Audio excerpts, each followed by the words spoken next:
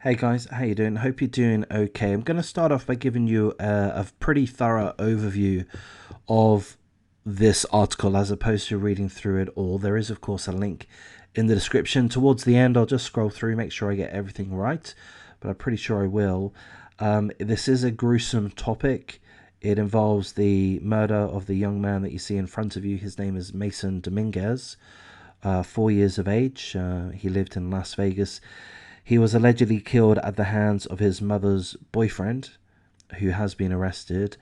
And we're going to go through the details. So I'll start off with the overview. We became aware of this situation in late February of this year. I made a video in regards to the subject at the time. And how we became aware of this was that the mother, Mason's mother, whose name is Darcia Maldonado, Mason's mother sent her 7-year-old daughter to school. We don't know the name of the 7-year-old daughter, that's been withheld. The Mason's mother sent her daughter to school with a note.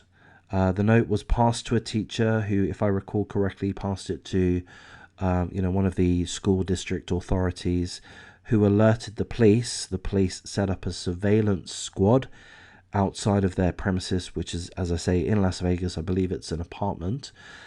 The nature of the note was such that it was informing the teacher that the mother and the daughter were being held captive at the hands of the mother's boyfriend, whose name is Brandon Toseland, 35 years of age.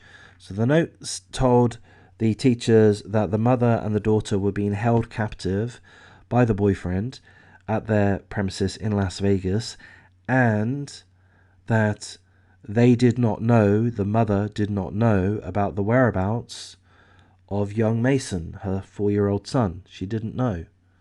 So if I recall correctly, the mother was not allowed in various rooms within the apartment. She was being held captive by all accounts. So as I say, police surveillance team was set up, and they entered the premises. They rescued the mother, they rescued the daughter, and regrettably they found 4-year-old Mason Dominguez's body stuffed in a freezer which was in the garage. It's believed that he died or was killed in December, and again, he was not found until late February.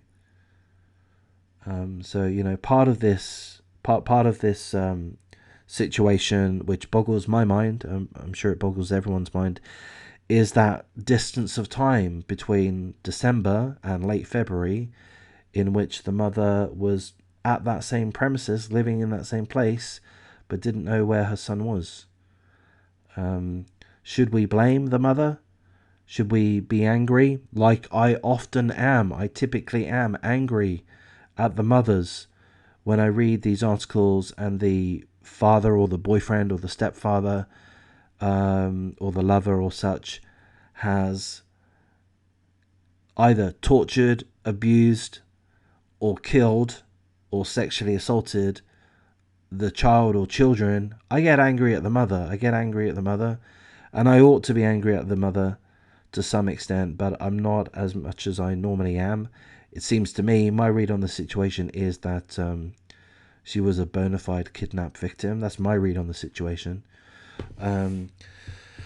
I've given you a pretty thorough overview. Other than that, the reason why we're looking at these details today is because the prosecution has put in a certain application to the judge, such that if this alleged scumbag Brandon Toseland is found guilty of the charges laid against him, there are 10 charges laid against him, which include murder, child abuse, kidnapping, and domestic battery.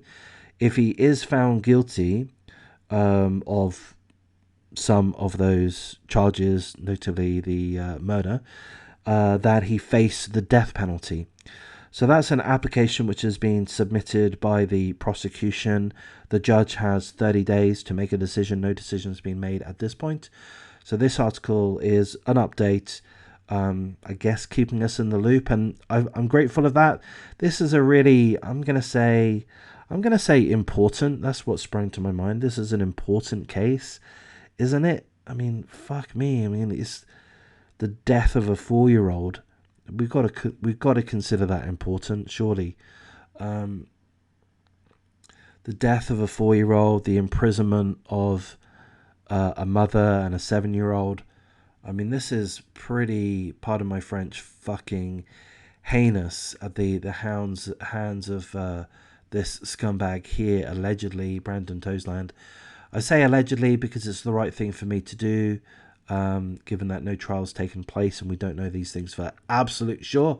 Having said that, I have absolute faith in the reporting and absolute faith in the investigations.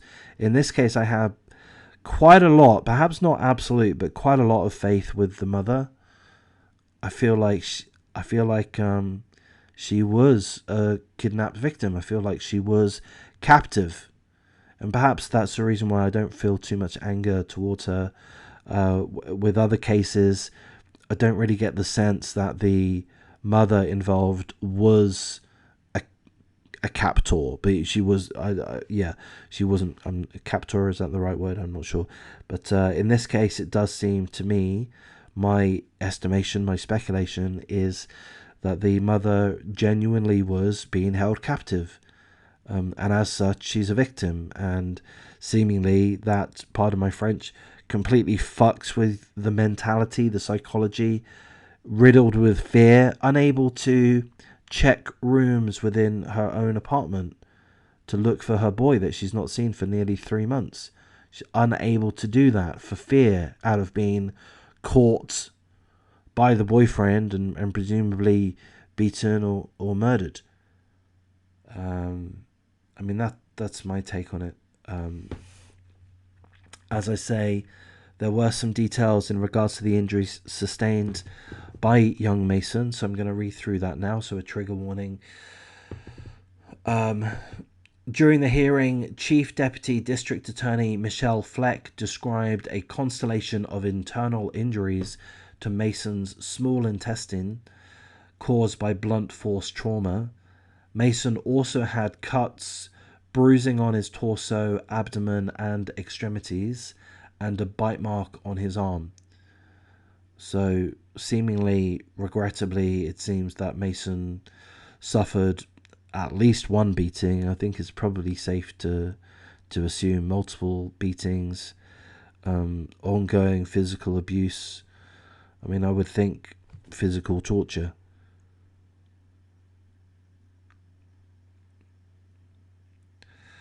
That's pretty much all of the details through the article. So we've gone through it all. We've gone through it all there. So obviously we pray for young Mason. I mean, it's disgusting. A 4-year-old boy tortured, killed, discarded in a freezer. We just hope that this absolute fucking evil piece of shit, Brandon Toseland, gets exactly what he deserves. By the way, I forgot to mention, he's pleading not guilty. And I have confidence that the investigators, the prosecution, will have more than ample evidence. I mean, unfortunately, they have the body of Mason at the premises. There can't be too many suspects involved. So I would presume this is a foregone conclusion to find him guilty. I would hope it is. In regards to the death penalty, it's very subjective. I personally support the death penalty. I want these people dead. I want these people dead, and I don't feel that they have any place in society at any point. And I just feel that killing them, disposing of them, ending their lives, that just strikes me as the right thing to do. The right thing to do. I know that a lot of other people prefer life in prison. And I understand the reasons. The reasons are that they want these culprits to suffer, that killing them quickly allows them to avoid suffering. I get that. I understand that argument. Personally, though, I can't get over the death penalty. Like, I just want them dead, man. Just kill these fuckers. Do you know what I mean? I'll just fucking take them out. Do it myself gladly.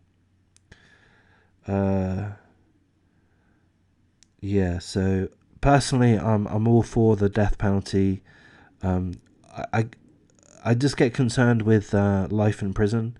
I do get concerned because some of them, they have a good life in there, or good enough. You know, they 3 squares a day or whatever it's referred to as. They can carry on with their life, especially if they're a career criminal. They have their buddies in there. You know, they have a life in there. So sure, they do suffer psychological torment and physical torment too when the other inmates get to have a little word with them in general population. But I don't know. I fear that there's the chance that they're able to continue their life, and I don't like that. Also, in England in particular, this is again in Las Vegas, America, but in England in particular, life does not mean life. It means fuck. It can mean 8 years. Maybe it can even mean less than 8 years. So that's another thing which angers me in regards to life in prison. So I say, if it were up to me, if I was setting the rules tomorrow, which frankly I ought to be, but if I were to, I'd say the death penalty. None of this fucking around appeal bullshit. No, they're dragged out to the back. Someone digs a ditch, 2 to the back of the head, shove them in. Maybe you can, set them on fire, whatever. Maybe you can piss on them if you want. Have at it, boys. But then ultimately pour some concrete over them. And then done, forgotten about. Never to be mentioned again. That's how I would do it. Anyway, I'm going to wrap things up here. If you have listened all the way through, thank you. I get emotional at times. I'm not sure if that's nice to listen to, because I tell you what, I really, really appreciate reading your comments.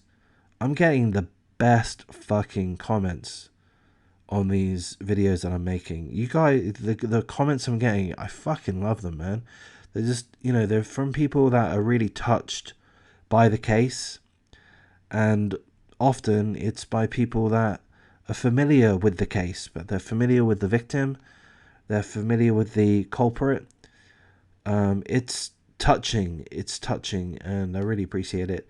But either way, if you do like this type of content, please do show me some support. Like, comment, subscribe, share the video as you see fit. If I get off my fat ass and start making live streams, please join in if that's your cup of tea. Maybe, if you can join in live, wonderful. If not, check us out after the fact. But I'm thinking that we can make a really nice community. So I'm hopeful that will happen. I need to put more time and effort into that, of course, which is a little bit difficult. But anyway, I'll stop rambling at this point. Thanks for listening. Take care, everyone. Be kind, be safe, avoid these scumbags, okay?